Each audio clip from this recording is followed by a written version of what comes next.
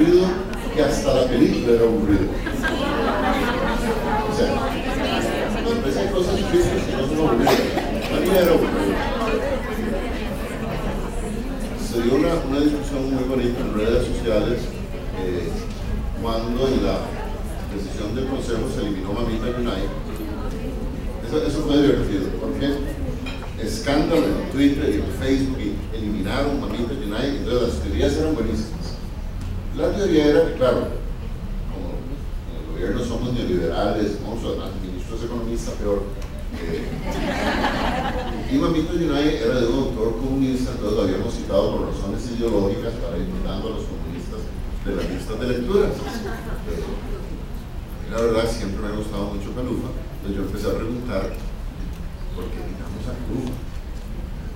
Entonces resulta que esto, hubo un montón de comisiones y al final, como había tantos libros, una de las comisiones, y en realidad eso ni siquiera fue en el ministerio, era en la comisión que hubo en la Universidad de Costa Rica, decidieron de que por variar, en vez de leer Mamita United, se leyera Murámonos Federico, de Joaquín Gutiérrez, íntimo amigo de Calufa, tan comunista como Calufa. O sea que no hubo una conspiración, pero fue tan bonita la reacción de la gente pidiendo Mamita United que yo le solicité al Consejo Superior de Educación, fue la única cosa que metí mano en la lista, que mantuviéramos las dos, que mantuviéramos Murámonos Federico y mantuviéramos Mamita United, porque letras que leemos pocos y quitamos el libro porque todo el mundo parecía estar identificando.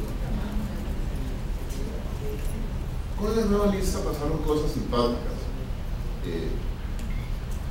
Don Félix Barrantes me pidió una reunión con toda la gente de gestión y evaluación de calidad para decirme de que estábamos provocando un problema sin solución, que cómo iban a hacer ellos en bachillerato. Porque cuando lo que había era una lista fija de libros, usted sabe que el estudiante leyó Hamlet, leyó El Quijote, leyó Mamita United, leyó La Vorágine, y entonces las preguntas son sobre esos libros. Pero la lista que tenemos ahora, lo que dice es que de esa lista se puede escoger. O sea que algunos van a haber leído Hamlet, otros Macbeth, algunos leerán Mamita United, otros leerán Murámonos Federico, unos leyeron a Cortázar, otros leyeron a Vargas Llosa o a Gabo. Y entonces los de evaluación me dicen, ¿y ahora cómo hacemos las preguntas en el examen? Y me acuerdo que tuvimos una reunión con la gente de curricular, más que reunión fue casi una batalla. ¿En serio? Las cosas a veces se ponen difíciles. Porque ellos lo que decían es, no es posible hacer preguntas abiertas sobre obras de literatura. La gente de curricular decía, nosotros creemos que sí se puede. Y ese fue el reto que le planteamos a la gente de evaluación, y aquí tenemos que confesar que la gente de evaluación logró hacer las preguntas abiertas. Y ahora los exámenes de bachillerato de literatura no pueden tener preguntas de memoria sobre el libro que usted se leyó, porque los estudiantes leyeron libros distintos. Entonces tienen que preguntar sobre el tipo de personaje central, sobre el argumento, cosas que el estudiante pueda contestar sobre 3 libros distintos. Entonces fíjense cómo una cosa tan aparentemente simple como un cambio en la lista de lecturas nos cambia el instrumento de evaluación. Y es un cambio que casi que pasa desapercibido, pero ahora el examen de bachillerato de literatura es distinto a lo que era. Entonces esas son cosas bonitas. Entonces hicimos lo de lógica, hemos ido avanzando en literatura. En segundo ciclo hemos venido trabajando con la metodología de Piensa en Arte, que se trabaja en español y que busca que los chiquillos y chiquillas aprendan a argumentar a partir de obras de arte. Pero teníamos una deuda pendiente de la que habíamos empezado a hablar en algunas de las reuniones de Azonada de hace un par de años, que es cómo estábamos enseñando a aprender a leer y escribir. Igual que cuando estábamos haciendo los programas de matemática nos preguntamos cómo estamos introduciendo a los estudiantes a la matemática.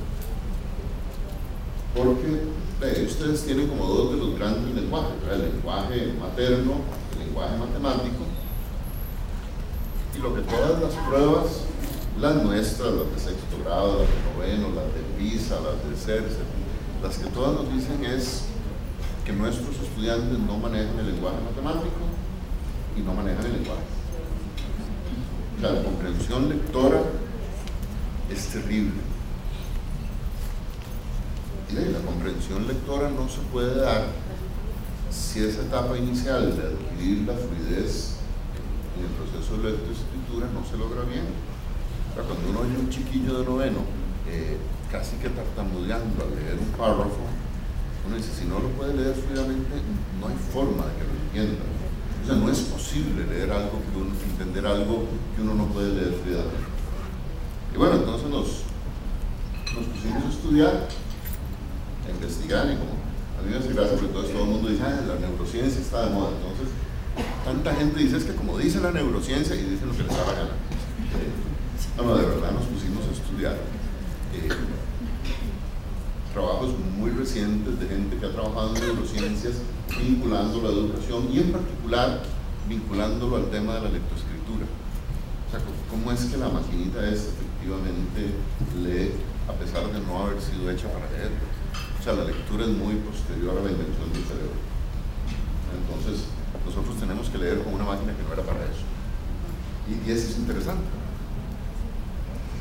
Y ahí lo que algunos dicen, todo esto de la ciencia, por más exacta que sea, todavía hay mucha especulación, pero lo que nos dicen es que probablemente la capacidad de hablar, igual que el sentido numérico, está incorporado en el código genético, o sea, tienen tantos miles de años de existir que es posible que eso esté incorporado en el cerebro.